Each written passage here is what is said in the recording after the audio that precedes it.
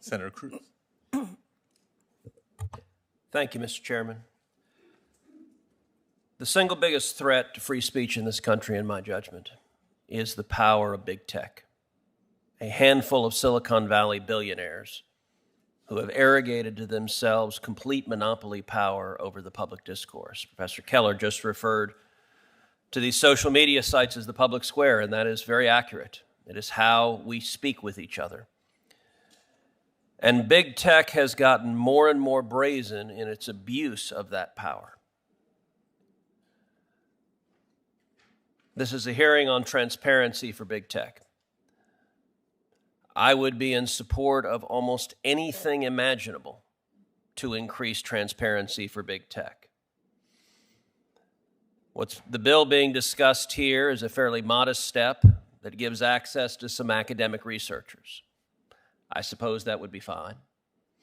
It's not clear to me why a professor at Harvard or Stanford should have some special access that Joe Q. citizens should not. When it comes to transparency, the people have a right to know. But to the extent academic research marginally increases the ability of the people to know what's going on, I imagine that's a positive step. The lack of transparency is not an accident. It is a deliberate feature of how big tech has set up its systems. To all the witnesses here today, in the 2016 elections, does anyone know how many posts from Republican candidates for office were blocked? Does anyone know how many posts from Democrat candidates for office were blocked? How about in the 2018 election, 2020 election? Does anyone know the average ad rate charged by Google or by Facebook to Democratic candidates for office? Does anyone know the average ad rate charged by Google or Facebook for Republican candidates for office? Nobody knows. I don't know. The chairman doesn't know. And I'll tell you, Mark Zuckerberg has sat at that table. I've asked him that question. I've asked the CEO of Google those questions. I've asked them those questions in writing. And they hire teams of lawyers to write letters back that say, in every way possible, pound sand, we refuse to tell you. But by the way, trust us, we're not censoring. We're just not going to tell you. During the Trump administration, I begged the Department of Justice, if they did nothing else on big tech censorship, to use the subpoena authority of DOJ to get answers to basic questions on transparency. I think there were multiple people in the administration who wanted to do that, but they did not get that accomplished.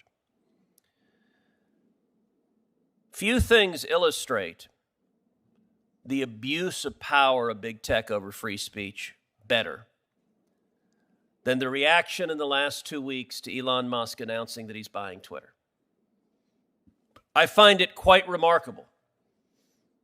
I think Elon Musk's buying Twitter is, without exaggeration, the most significant development in favor of free speech in decades. I also find it astonishing the reaction of much of the corporate media and the left to Elon Musk buying Twitter and, oh my God, suddenly conservatives being allowed to speak. And it is truly Armageddon. It's cats and dogs living together. It is the worst imaginable. Watching the public histrionics of the left, if their opponents are not silenced, is amazing. And by the way, Elon Musk, the last time checked, is not some right-wing character. He's a lifelong Democrat who voted for Barack Obama twice. And this is the scary specter, because he's dared stand up and say, we'll allow free speech. And we'll allow speech I disagree with. Look, I'll give you one data point. I asked how many were blocked. Nobody knew.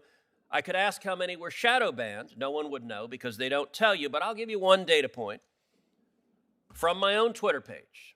I'm active on Twitter, spend a lot of time on social media.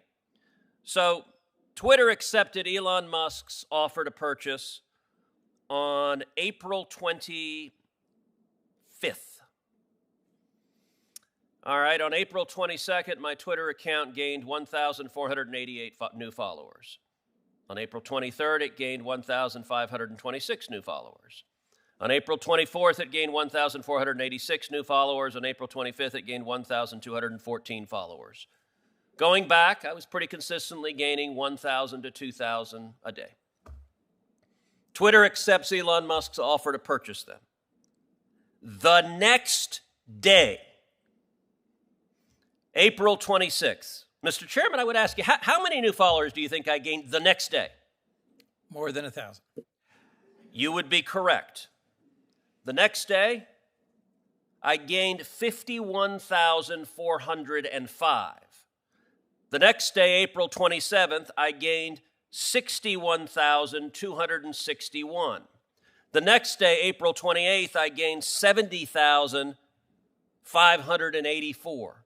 In the week and a half since Elon Musk purchased Twitter, my Twitter followers went from 4.8 million to 5.1 million.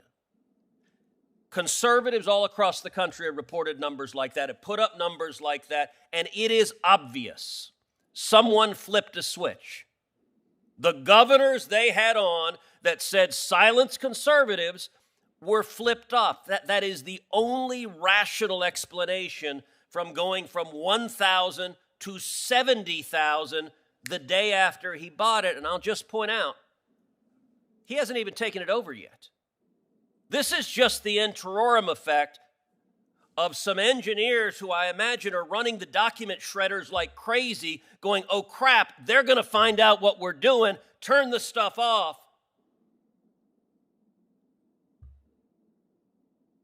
That activity illustrates the need for transparency profoundly,